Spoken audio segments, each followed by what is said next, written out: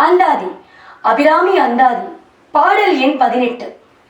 வவ்விய பாகத்து இறைவரும் நீயும் மகிழ்ந்திருக்கும் செவ்வியும் உங்கள் திருமண கோலமும் சிந்தை உள்ளே அவ்வியம் தீர்த்தென்னை ஆண்ட பொற்பாதமும் ஆகி வந்து வெவ்விய காலன் என் மேல் வரும்போது வெளி நிற்கவே. பாடல் வழியாக பார்ப்போம்.